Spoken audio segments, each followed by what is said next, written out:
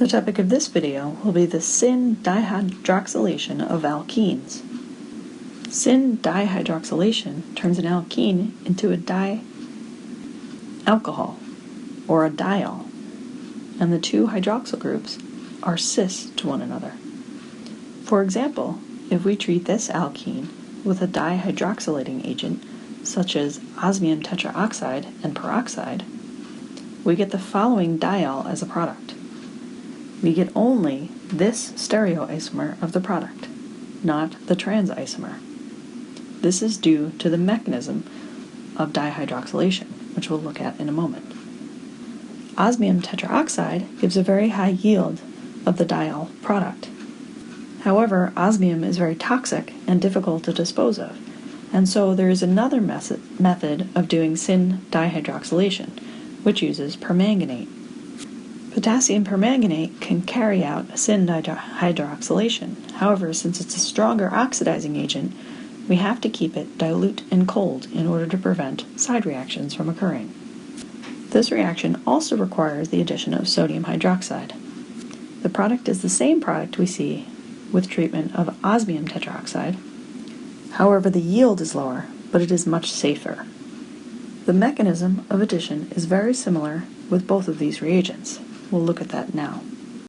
The stereospecificity of this reaction comes from the fact that the mechanism of oxidation is concerted. In the case of osmium tetraoxide, the mechanism looks like this.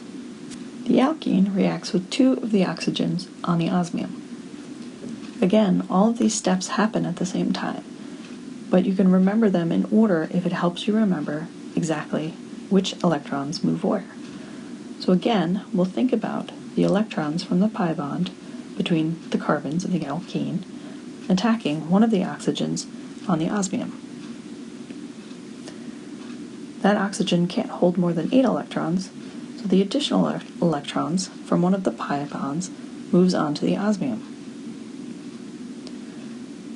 That overfills osmium's valence shell, and so the pi bond to the other oxygen attacks the carbon of the alkene.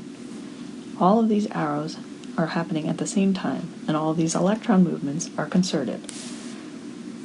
This produces an intermediate that contains osmium that looks like this. In the final step, peroxide removes the osmium, leaving behind the diol and regenerating the osmium tetraoxide. You don't need to know the mechanism of this oxidation step. The potassium permanganate mechanism looks very similar to the osmium tetraoxide mechanism. The potassium is just a spectator ion. It's the permanganate that is involved in oxidizing the alkene. Just like with osmium tetraoxide, you can think about this concerted mechanism as the pi bond of the alkene attacking an oxygen, the pi bond from that oxygen ending up on manganese, and the pi bond of the other oxygen attacking back on one of the carbons of the alkene. This produces a cyclic intermediate that looks very much like the osmium intermediate above. Sodium hydroxide then breaks up the cyclic intermediate to form the diol. Unlike the osmium reaction, however, the manganese catalyst is not regenerated. Instead, we produce manganese oxide. Manganese oxide is a solid, and it precipitates out. Oftentimes, this permanganate oxidation is used as a chemical test for the presence of alkenes, because the permanganate solution is purple in color. The manganese oxide is brown, and it's a solid.